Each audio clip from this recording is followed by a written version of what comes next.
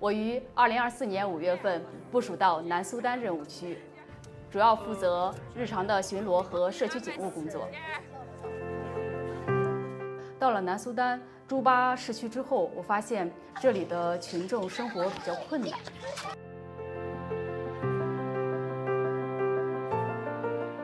我们刚到这儿的时候住的是板房，然后营区内也没有硬化路面，一下雨的时候地面是比较泥泞的，干净的饮用水不能得到保障，也没有蔬菜，生活方面还是有一些困难的。我们经常会走村、走访入户，搜集他们的困难和问题，和他们协商解决。Lisa 是一个年轻的单亲妈妈，她的丈夫呢因病去世了，而孩子呢现在也得了重疾。第一次见到 Lisa 是在学校旁，当时Lisa 呢是背着襁褓中的孩子，孩子是哇哇直哭，而 Lisa 本人呢眼神中呢就感觉到有点绝望和无助。我们得知这一情况之后呢，就在流民营的商店里购买了奶粉、食品以及其他的日常生活用品。我们在流民营群众的带领下来到了 Lisa 的家里。我们告诉她我们的来意之后呢，Lisa 就马上握住我们的双手，哭着对我们说她需要帮助。她说她的孩子已经发烧1个星期了。我们得知这个情况之后呢，就立即联系了中国驻南苏丹医疗队。医疗队的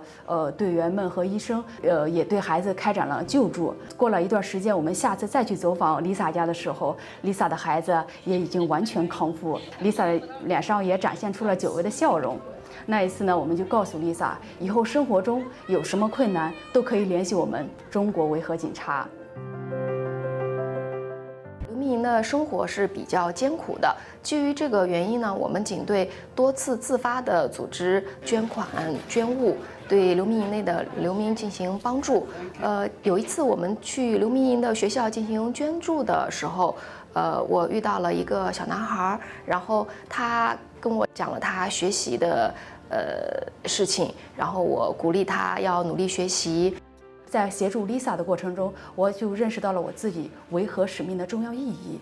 这是一个中非人民携手同行共克时艰的一个重要的纽带。